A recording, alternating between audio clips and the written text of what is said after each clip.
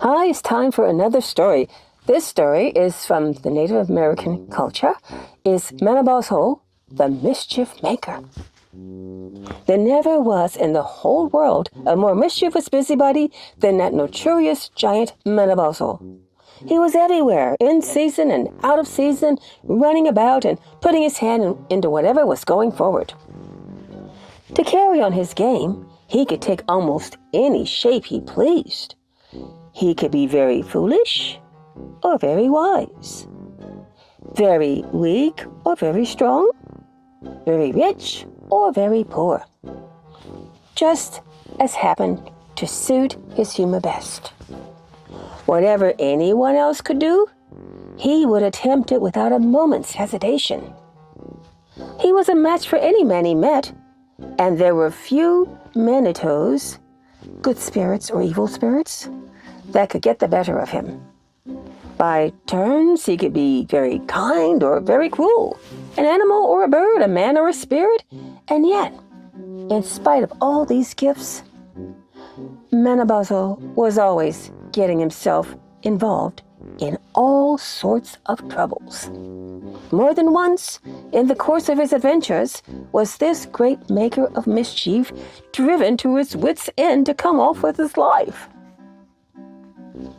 To begin at the beginning, Nanabozho, while yet a youngster, was living with his grandmother near the edge of a great prairie. It was on this prairie that he first saw animals and birds of every kind. He also there made first acquaintance with thunder and lightning. He would sit by the hour, watching the clouds as they rolled by, musing on the shades of light and darkness as the day rose and fell. For a stripling, Nanabozho was uncommonly wide awake. Every sight he beheld in the heavens was a subject of remark, every new animal or bird an object of deep interest, and every sound was like a new lesson which he was expected to learn. He often trembled at what he heard and saw. The first sound he heard was that of an owl, at which he was greatly terrified, and quickly descending the tree he climbed, he ran with alarm to the lodge. "Loco, Loco, grandmother!" he cried. "I have heard a moonido." She laughed at his fears and asked him what kind of noise it made. He answered, It makes a noise like this. Coo, coo, coo." His grandmother told him he was young and foolish, that what he heard was only a bird which derived its name from the peculiar noise it made. He returned to the prairie and continued to watch. As he stood there looking at the clouds, he thought to himself, "It is so singular that I am so simple and grandmother is so wise, and that I have neither mother nor father. I've never heard a word about them. I must ask and find out." He went home and sat down silent and dejected. Finding that this did not attract the notice of his grandmother, he began a loud lamentation which he kept increasing louder and louder till it shook the lodge and nearly deafened the old grandmother. "Nanabozho, what is the matter with you?" she said. "You are making a great deal of noise." Nanabozho started off again with his doleful hubbub, but succeeded in jerking out between his big sobs, "I haven't got any father nor mother, I haven't." Knowing that he was of a wicked and revengeful nature, his grandmother dreaded to tell him the story of his parentage, as she knew he would make trouble of it. Nanabozho renewed his cries and managed to throw out for the third or fourth time his sorrowful lament that he was a poor unfortunate who had no parents or relatives. At last she said to him to quiet him, "Yes, you have a father and 3 brothers living. Your mother's dead. She was taken for a wife by your father, the West, without the consent of her parents. Your brothers are the North, East, and South, and being older than you, your father has given them great power with the winds, according to their names. You are the youngest of his children. I have nursed you from your infancy, for your mother died when you were born. I am glad my father is living, said Nanabozho.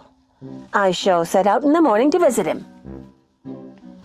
His grandmother would have discouraged him, saying it was a long distance to the place where his father, Ningaman, or the West, lived.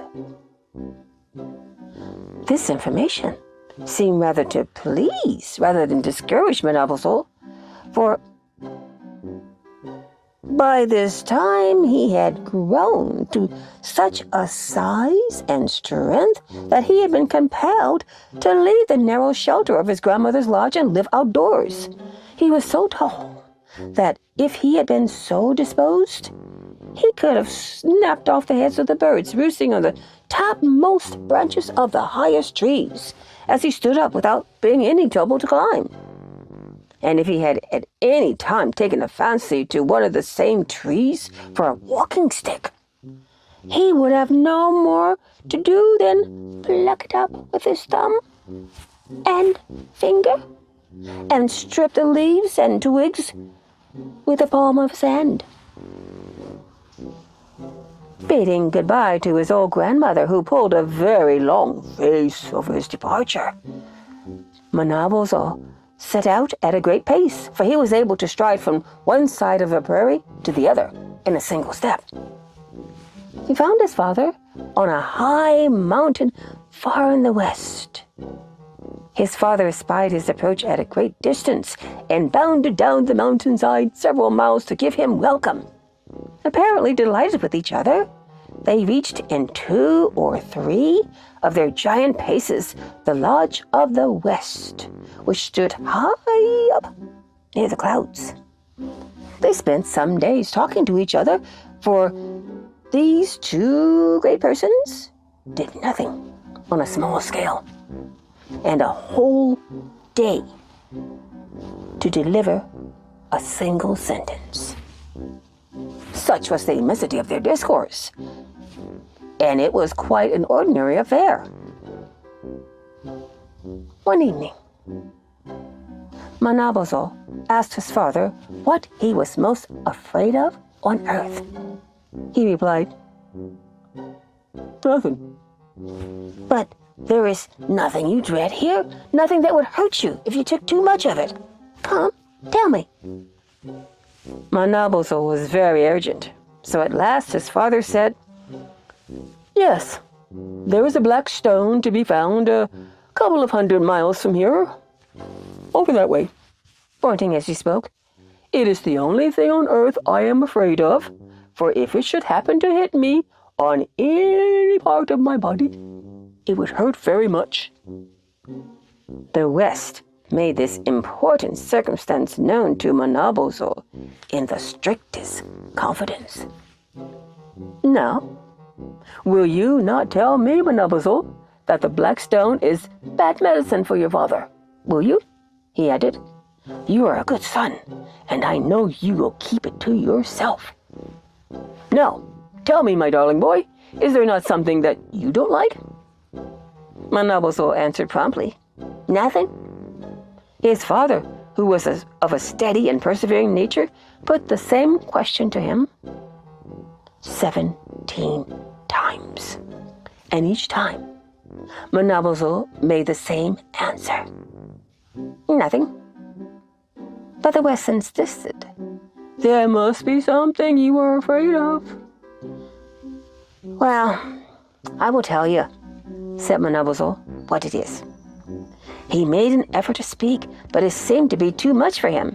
"Out with it," said the West, fetching Nanabozho such a blow on the back as shook the mountain with its echo. "It is," said Nanabozho, apparently in great pain. Yes, I cannot name it. I tremble so." The West told him to banish his fears and to speak up. No one would hurt him. Nanabozho began again, and he would have gone over the same make-believe of pain had not his father, whose strength he knew was more than a match for his own, threatened to pitch him into a river about 5 miles off. At last he cried out, "Father, since you will know, it is the root of the bulrush." He who could with perfect ease spin a sentence a whole day long seemed to be exhausted by the effort of pronouncing that one word, bulbush. Sometime after, Manabozho observed,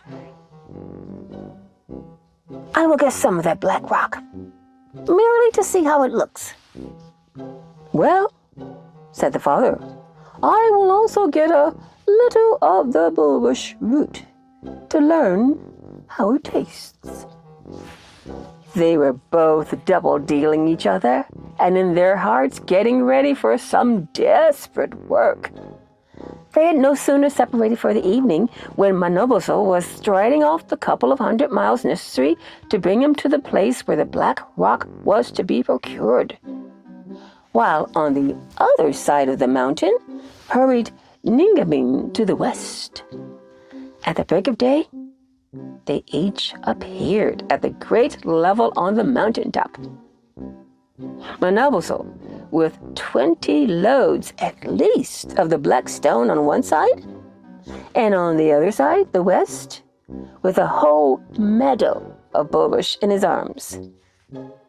Nanabozho was the first to strike, hurling a great piece of the black rock, which struck the west directly between the eyes. And he returned the favor with a blow of bulbush that rung over the shoulders of Nanabozho far and wide, like the long lash of lightning among the clouds. First one, then the other, Nanabozho poured in a tempest of black rock, while the west discharged a shower of bulbush. Blow upon blow, thwack upon whack, they fought hand to hand until black rock and bulbush were all gone. Then they betook themselves to hurling crags at each other. I guess they're bonding, cuddling with oak trees and defying each other from one mountaintop to another, while at times they shot enormous boulders of granite across at each other's heads, as though they had been mere jackstones. The battle, which had commenced on the mountains, had extended far west. The west was forced to give ground. Nanabozho was pressing on, driving him across rivers and mountains, ridges and lakes, till at last he got him to the very brink of the world. "Hold!" cried the west. "My son, you know my power, and although I am now, I allow, fairly out of breath, it is impossible to kill me. Stop where you are, and I will also portion you out with as much power as your brothers. The four corners of the globe are already occupied, but you can go and do a great deal of good to the people of the earth, which is beset with serpents, beasts, and monsters who make great havoc of human life. Go and do good, and if you put forth half the strength you have today, you will acquire a name that will last forever. When you have finished your work, I will have a place provided for you. You will then go and sit with your brother, Kabinoka, in the north." Nanabozho gave his father his hand on this agreement, and parting from him, he returned to his own grounds, where he lay for some time, sore of his wounds. Well, that was some father-son day out, wasn't it? And there are more stories with Nanabozho on his adventures. We'll be reading them by and by. So if you want to make sure that you can keep up with these adventures of this wild young man, be sure to subscribe and hit the notification button. Then YouTube will tell you when the next chapter of this story and other stories and songs and games are ready for you. That's all for now.